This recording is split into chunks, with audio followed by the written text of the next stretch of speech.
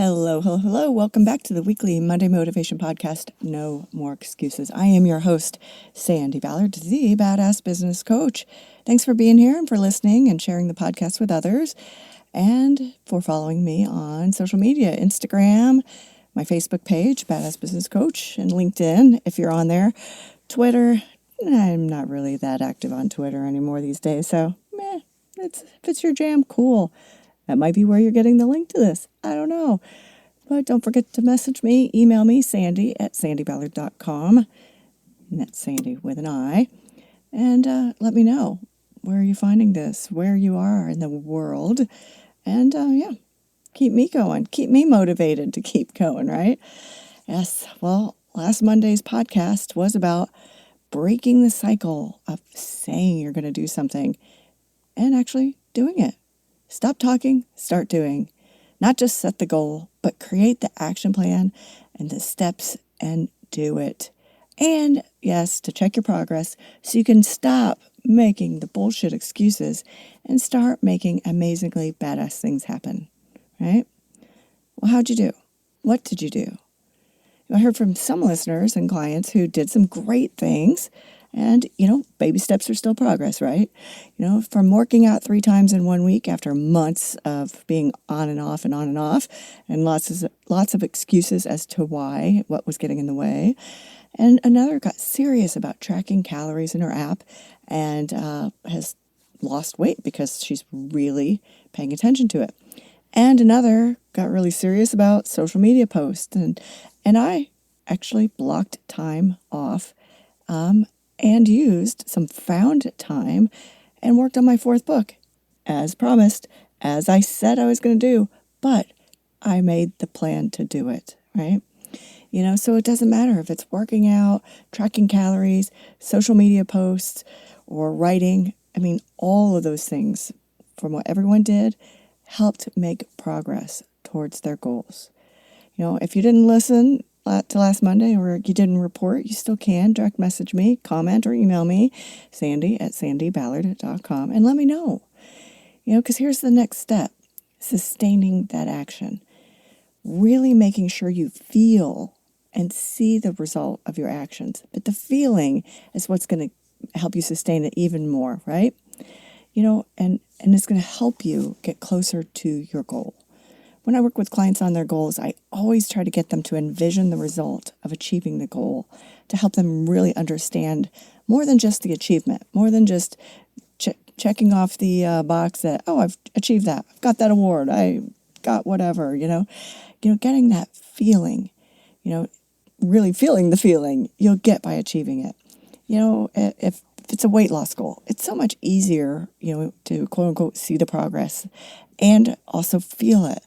Say you put on a pair of pants or shorts or a skirt that zips and buttons and it fits really well, or perhaps it's even loose, or I guess especially guys with that button-up shirt that no longer pops open, right? I have a friend in Indiana who years ago started this workout program.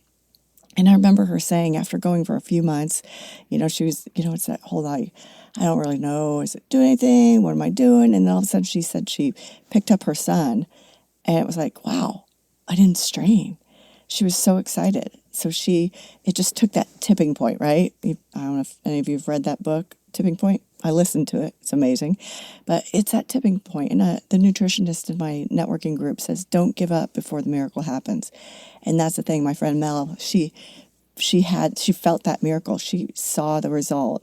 And she even helped move boxes or carry boxes when they moved, and that feeling, that seeing the result, feeling the result is what kept her going and is still keeping her going and motivated today. And in business, if your goal is to increase sales, that feeling you get, when you no longer have to use credit, right, and have money left over after paying all the bills. It's if your goal is to hire staff, what feeling would you get if you could go home in a decent hour, or enjoy a day off or a vacation, right? Or even say yes to going out to friends to socialize. I had a client who finally took the week off after Memorial Day. She hasn't taken a week off in 5 years since she had her son.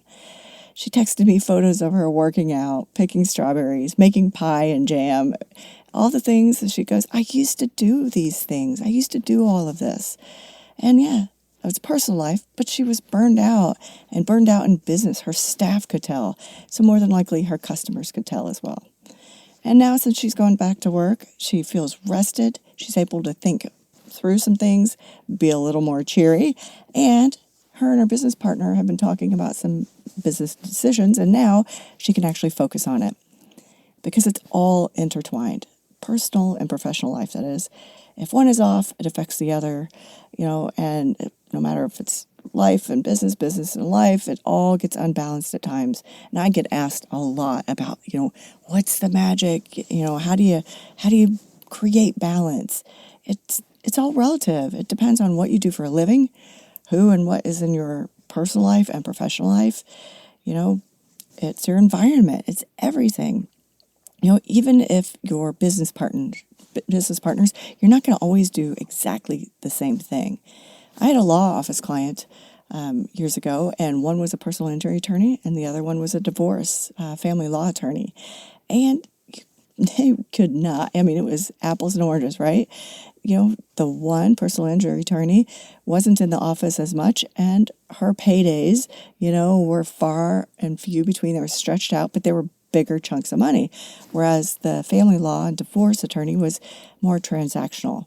So, yeah, when one got burned out and tired, yeah, it'd create some jealousy, some animosity, but that's why you got to keep track of that and make sure you're not getting burned out, because that screws with your mindset, right? But, although there is a fine line with sustaining momentum without burning out, but it's more about the momentum and keeping it going with that feeling. How will you feel to achieve that goal? It's like when you're going to do something that you're super excited about. You're antsy, you're happy. Just knowing you've got that feeling inside of you. I guess going to Disney, or going somewhere you're super excited about. I don't know, going to see a friend or a family member even, right? That feeling you get when you're going to do something fun. So, we've all heard of visualization, and many people, including me, have a vision board.